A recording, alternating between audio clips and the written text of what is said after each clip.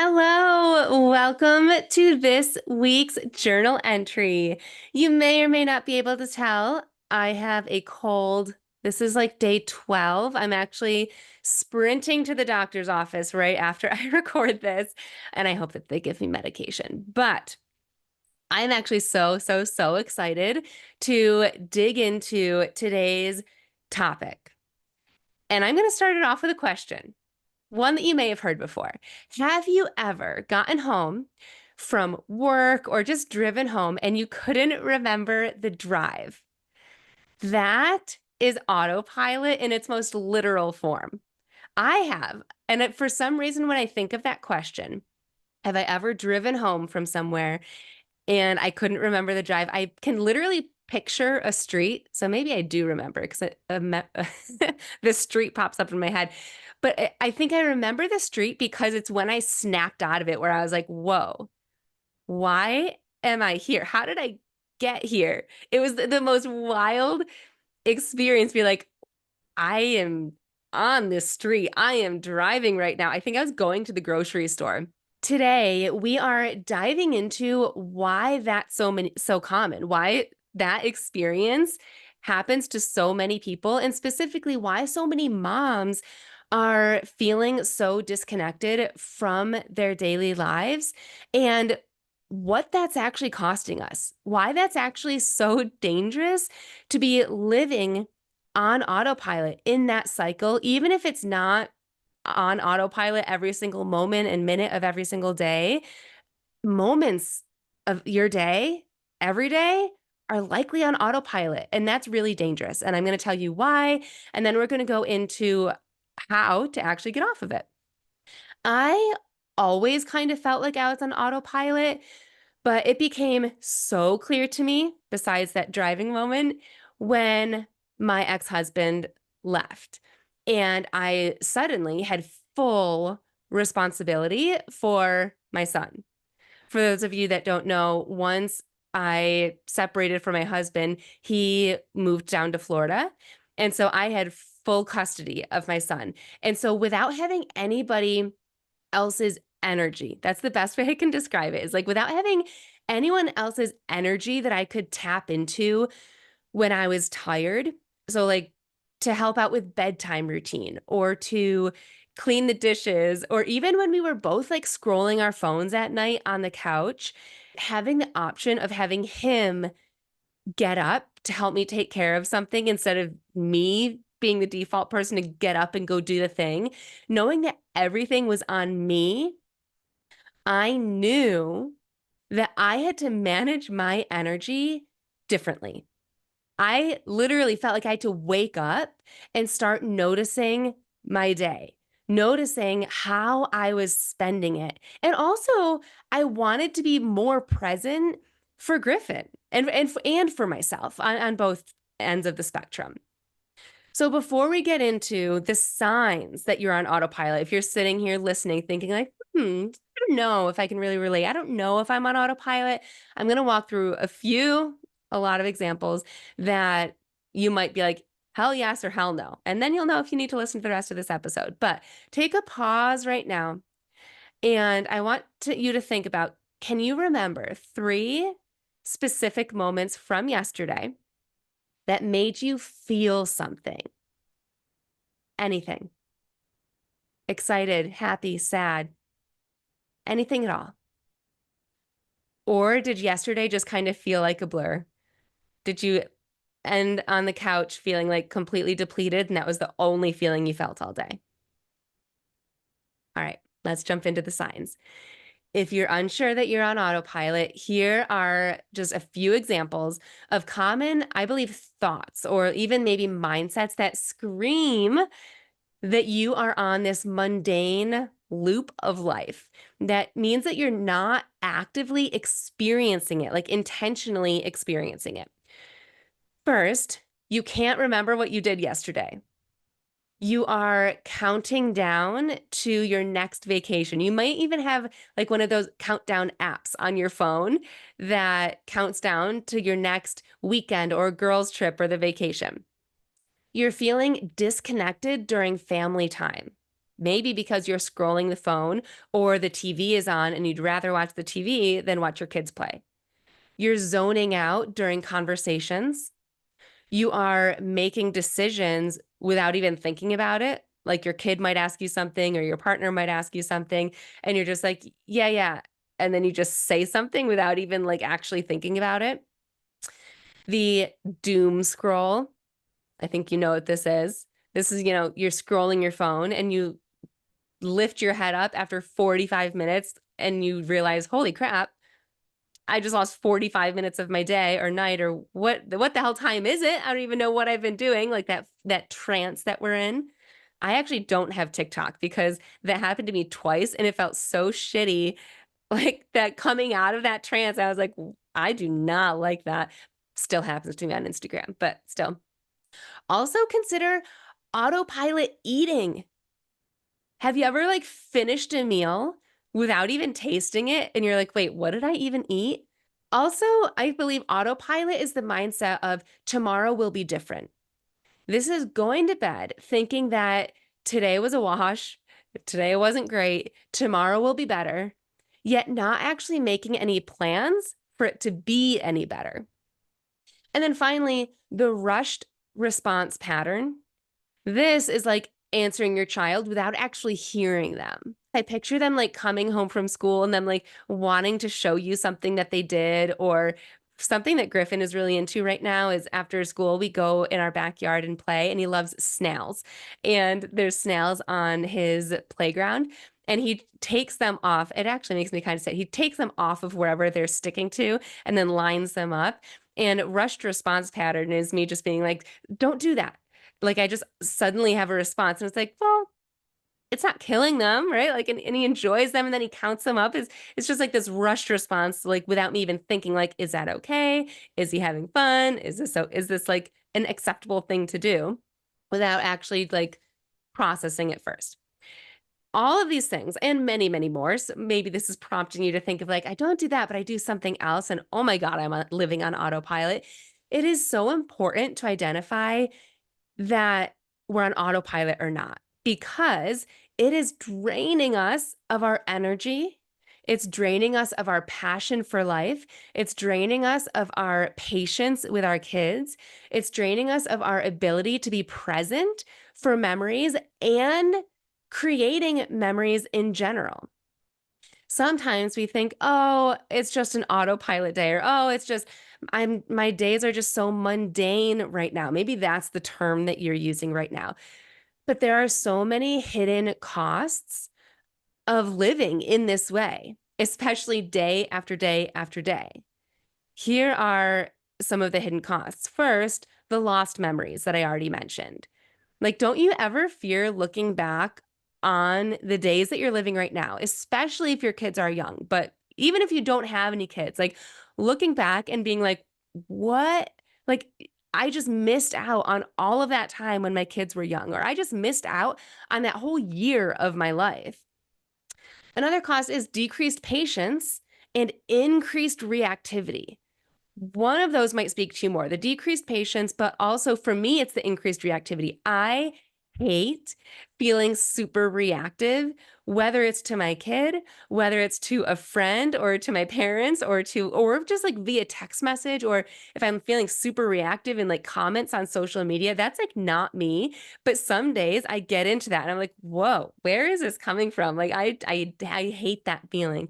Also, missing opportunities for joy. When you are just in that mundane loop, you aren't living in that intentional state where you can actually find joy and then experience it. You're just going. You're like that Energizer bunny hitting the drum, continuing forward, doing the damn thing, knowing what you should be doing. You're not like living and feeling joy and happiness. Also, it impacts your emotional intelligence, yours and your kids. I just want to toot my own horn here for a second. I picked up my son Griffin from school the other day, and the teacher complimented Griffin, but also me, that I think that he's one of the most emotional kids. He is sensitive and he cries a lot, but the teacher said that he is one of the only kids or the only kid that is able to have these big emotions and then be able to explain it and share like why, how he feels and why he feels the way that he does. And the teacher was like, I know that you focus so much on this at home. So I just wanted to share this with you because I know it's important to you. And I was like, I want to cry tears of joy right now. And even, oh my gosh, last night, even going to bed, so something that I tell him all the time is, I love you when you're happy. I love you when you're silly. I love you when you're goofy. I love you when you're sad. I love you when you're upset. I love you when you're mean. And I just kind of go through these emotions. And now he's the age where he starts saying that back to me. And he was trying to think of an emotion and he couldn't think of it. And I was like, we'll think of it. And he was like, disappointed. And I was like, whoa, that's a big word. And he was like, no, it's a big feeling. I was like, oh my gosh, you are making my heart cry happy tears right now. But not living in the present moment and intentionally, you're not feeling. And so it's really hard to be emotionally intelligent and emotionally capable and also managing your own emotions. And if you are a parent, to be aware of your child's emotions and to help them through them if you are on autopilot. So that's a really big cost in my mind. It's so easy to get stuck on autopilot. I believe partially because autopilot is a never ending loop. So once you're on it, it's easier to stay on it than questioning and getting out of it. Questioning requires work. Also, I argue that it requires bravery because a lot of the times staying on autopilot is safe. We know what to expect. It's our comfort zone. And when we start questioning things, it will bring up emotions. And sometimes people don't feel ready to face those emotions. Of course, life is better once you are more intentional and off of autopilot, but it makes it that much more difficult for some people to get unstuck and off of autopilot. Other reasons that it's so easy to stay stuck on autopilot is because of either the people pleasing trap. We keep doing things because we've always done them. We have people in our lives that expect certain things from us, or we at least think that they do. We don't know. We've never even tried not doing that thing. So just people pleasing keeps us on autopilot. Also, the myth of this is just how motherhood is, especially mothering young kids. I think that moms often feel like mothering young kids is meant to be draining with zero time to myself. That's just what we think. And so it is what it is. Maybe someday when they're older, I'll have more energy. Or when they are older, I will have more time to myself, which isn't true. You can actually have both of those things right now. Social media also reinforces autopilot with the dopamine loop of distraction. This is actually a scientific thing. Dopamine isn't actually the pleasure chemical, which a lot of us have been taught. It's the wanting chemical. So I have some really interesting facts about this. Social media and phones create a dopamine loop. The average person checks their phone, like picks up their phone. And actually, if you have an iPhone, at least, I'm not sure about Androids, iPhone tracks the number of pickups. Anyways, the average number of pickups a day is 344 times. I thought I was bad. My average is about 107 times. The average is 344. And each notification triggers that dopamine release or the wanting release. And the brain then begins to prefer the quick hits of dopamine, the quick hits of wanting over the slower, more meaningful engagement. So we prefer picking up the phone and our social media over like watching our child play, or even worse, wanting to play with them. And so our brain actually becomes less capable of sustaining attention on those slower paced activities, but more meaningful, like our kids or conversations with our partners, or even something for ourselves, like creating a business or just starting a passion project or doing something for ourselves. Another reason why we get stuck on autopilot is a reason that my mom will be very proud to hear about. And I hope that I explain this right. This is her area of expertise. I'm calling it the survival mode versus thriving mode brain states. Essentially, our nervous system has two sides. One side is the sympathetic nervous system, which is the survival side, and the other side is the parasympathetic nervous system, and that's the thriving side. When we're in the survival side, the survival mode, our prefrontal cortex function of our brain decreases by up to 75%. And when we are in a constant low level stress, that keeps us in the survival mode. And what that means, especially for us moms, is reduced access to brain functions. And that's responsible for emotional regulation, creative thinking, present moment awareness and intentionality, and decision making. I felt like I was in this chronic low level stress survival mode when I was definitely a new mom in that newborn stage, but also when I was just struggling in my relationship before the divorce. It was just like mental fog was the general like experience that I was in, is like this thick fog. And now I know that that was actually survival mode and it was keeping me on autopilot because that's what felt safe. And it felt so difficult to get out of. And so I was like, this just is what it is. But there are ways to move into that parasympathetic nervous system. And last but not least, another thing that really keeps us stuck in autopilot or on autopilot is the myth that multitasking is a good thing.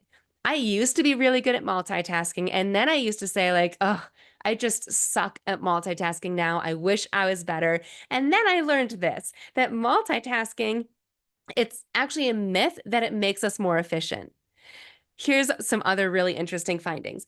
Our brain takes 23 minutes to fully refocus after a distraction. 23 minutes. So once you're distracted, let's say by our phone or anything else, 23 minutes to fully refocus back on what it is that you actually were doing. So multitasking actually reduces productivity by 40%. And it increases cortisol production, aka our stress hormone. So if we're trying to multitask, which a lot of us do when we're on autopilot, it's basically increasing stress and reducing productivity and just taking longer to do all of it. And how this shows up in mom life is trying to do work during nap time while also doing chores, right? We're checking our emails while doing chores, while praying that our kid doesn't wake up too early, or half listening to our kid while also planning dinner, or checking emails during playtime, or even playing with our kids while also thinking, oh, what should we be doing this weekend? Like it might not feel like work, but you're doing multiple things at the same time. The actual cost of this, you guys, is more mental fatigue. That's partially why you're so depleted at the end of the day. It's also increased irritability. I hate this when I end up like snapping at my son and I immediately know it's because I'm doing too many things. I'm distracted on my phone. I'm so irritable when I'm multitasking. Also, decreased memory. Our memory actually weakens we form fewer memories and it's less easy to recall things when we're multitasking, and lower attention, lower quality of attention, less attention span in all areas when we're doing this. Before I share a quick preview of how to actually break free from autopilot, I want you to know something important. It's not about adding more to your plate or creating another perfect routine. When I was on autopilot, I had great routines. That's not what it's about. I discovered that it's actually the opposite. What if I told you that getting off of autopilot actually creates more energy instead of depleting it? Yes, it takes work to acknowledge that you're on autopilot and then to get off of it, but it is life-giving to get off of it. The solution isn't about doing more. It's about accessing a different way of operating that's already inside of you. When I started using this approach, I found myself having so much more patience with myself, definitely with Griffin, even during bedtime routine, which some of you know, and now everybody knows, sometimes it takes up to 3 hours, our bedtime routine over in this household. And I am still able to have patience and love for my son while going through that. So, what I've discovered is that breaking free from autopilot and getting off of it comes down to these four key elements. Number one, understanding your unique autopilot patterns. Everyone operates differently. So, understanding yours specifically. Number two, learning how to spot them in real time. Number three, having simple tools to actually interrupt them, or I like saying disrupt them. So spotting them, disrupting them, and then redirecting your energy into presence and intentionality and feeling how you want to feel. Just knowing these elements isn't enough. It's how they all work together. And you can probably sense that. It's like it's one after the other. They all work together to create lasting change.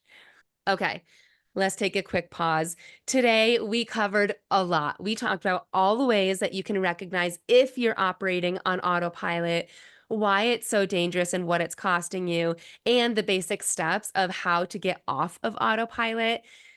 If any or all of this resonates, this Get Off Autopilot workshop is for you. And specifically, I'm covering what's keeping you stuck on autopilot and your energy tank on empty, why more time will not give you more energy or patience, how to know if you're people pleasing as a mom, and how to stop the cycle. My juicy 4-step framework on getting off of autopilot and stepping into your main character energy. And we're actually going to do exercises to start living in the present moment and feeling happier. That includes journaling, like actually journaling, which I've never done on one of these workshops before. So again, the link will be in the show notes if you want to register. It is on Wednesday, October 16th at 12 p.m. Eastern, and the recording will be sent out immediately afterwards if you're registered. So if you can't join us at that time, you will get the recording as long as you're registered. So I hope that you can join us. Send it to a mom that needs this nudge to start feeling happier in her life, to get off of autopilot. And maybe she just needs to know that there's more out there for her. So even if this isn't for you, this could be for your bestie that is just not feeling like herself lately. So thank you so much for tuning in. Tune in next week too, because we are going to be talking about mom zombies and how to tap into that main character energy and reclaim your spark. But until then, thank you so much for tuning in. Feel free to rate my show with a couple stars and a review, and I will talk to you soon. Bye, guys.